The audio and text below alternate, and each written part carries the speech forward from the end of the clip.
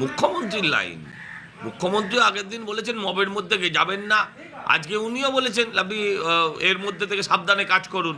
মানে পশ্চিমবঙ্গে আপনাকে সাবধান হয়ে বাঁচতে হবে। আপনার নিরাপত্তায় সরকার নেই, আপনার নিরাপত্তায় পুলিশ নেই। আচ্ছা, কালকে পুলিশ কত লোককে লাঠি মেরেছে? পুলিশকে কাল কটা রাউন্ড টিয়ার গ্যাস চালাতে হয়েছে? আপনি আমাকে বলুন পুলিশকে কাল কত রাউন্ড শূন্যে গুলি চালাতে হয়েছে? আপনি আমাকে বলুন পুলিশকে কালকে কতবার জল কামান চালাতে হয়েছে? কিছু করতে হয়নি না, পুলিশ শুধু হেঁটে গেছে, বাজার খালি হয়ে গেছে। ওরা পুলিশকে কখা ইট মেরেছে? এক ঘাও ইট মারেনি। পুরোটাই গট আপ ম্যাচ, পুরোটাই গট আপ ম্যাচ।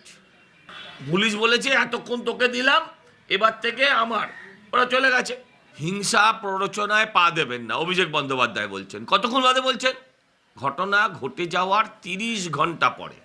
হিংসা প্ররোচনায় পা দেবেন না মানে যখন হিংসা হয়ে গেল, বিনা প্ররোচনায় কমপ্লিট একটা হিংসা হয়ে গেল, তারপর বলছে হিংসা প্ররোচনায় পা দেবেন না, লাভ হবে বিজেপি। মহা মুশকিলের কথা। কি করবে এনআইএ ছাড়া? কি করবে আপনি আমায় বলুন না। আপনারা তো দেখলেন পুলিশ কমিশনারের স্টেটমেন্ট, যে সেন্টিমেন্টাল ব্যাপার ছিল। কিসের সেন্টিমেন্ট? কিসের সেন্টিমেন্ট? Minority sentiment. 30 ঘন্টা ধরে শুধু মুসলমান হওয়ার জন্য যা খুশি তাই করবে। উত্তরবঙ্গ দক্ষিণবঙ্গকে আলাদা করে দিল, লাখ লাখ লোক অসুবিধায় পড়ল। কত মানুষ সময় তার জায়গায় পৌঁছাতে পারলো না, কত মানুষ ইন্টারভিউতে পৌঁছাতে পারলো না, কত মানুষ ডাক্তারের কাছে পৌঁছাতে পারলো না। আপনারা কেউ ভাবলেন না? সেন্টিমেন্ট। এনআইএ ছাড়া উপায় কি আছে? এদের নেতা মুর্শিদাবাদে কালকে গেছিল, হুমায়ুন কবির। সে যখন বলে 30%-এর গলা কেটে ভাসিয়ে দেবো, তখন ও বিজেপির এজেন্ট না, তখন তৃণমূলের একদম পেটের ছেলে। আর যখনই ওই লোকটাই মমতার বিরুদ্ধে চলে যায়, তখন হয়ে যায় বিজেপির এজেন্ট। এই ধরনের ন্যাকামি না বন্ধ করা উচিত। আপনি পতিদাহ নিয়ে আছেন, আপনি পতিদাহ নিয়ে থাকুন। বাংলা রাজনীতিতে আপনার জায়গা নেই।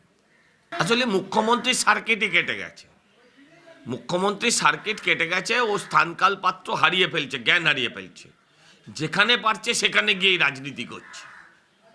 সেই ঈদের মঞ্চে হোক, দুর্গাপুজোর উদ্বোধনে হোক, কিংবা কোনো আদালতের উদ্বোধনে, যেটা একটা সরকারি অনুষ্ঠান।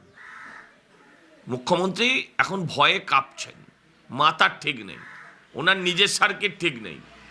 Dolphin School of Hotel Management, the best destination for every student to complete professional courses with affordable course fees and get abroad placement through own overseas manpower supply license. For your seat booking, call now 7797188188.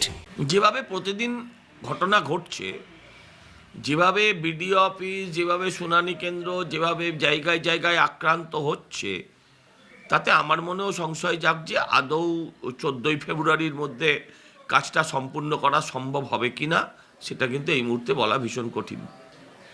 BDO অফিসে তাণ্ডব, তারপরেও বিধায়কের বিরুদ্ধে কোনো ব্যবস্থা নেয়নি police.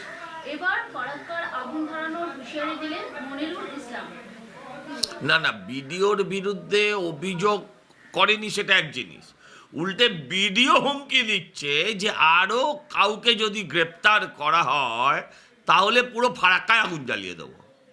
মানে সরকারকেও মানবে না। গ্রেপ্তার তো করছে সরকার, এটা হচ্ছে মমতাকে ব্ল্যাকমেল, এটা হচ্ছে মুসলিম অ্যাপিচমেন্ট, যে আমি মুসলমান নামিয়ে দেব। এটা হচ্ছে একদম মুসলিম অ্যাপিচমেন্ট, আর কিচ্ছু না। এবং মনিরুল ওখান থেকে এবার জিততে পারবে না। মনিরুল এবার ওখান থেকে 100% হারবে। সেটা বুঝতে পেরে ওই মানে রুবিনুর কংগ্রেসে জয়েন করার পর ওরা বুঝতে পেরেছে যে ওখানকার মুসলিমরা আর তৃণমূলকে ভোট দেবে না।